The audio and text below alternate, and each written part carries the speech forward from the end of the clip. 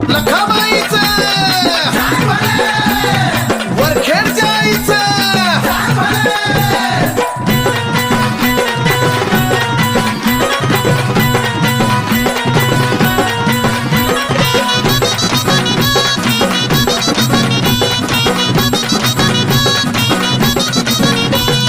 गंगेच्या काठानं आली कोरड हातात गंगेच्या काठानं आली कोरड हातात ढाळा लिंबाचा तोंडात गला खावाय लिंबाचा तोंडात ढाळा लिंबाचा तोंडात गला खावाय लिंबाचा तोंडात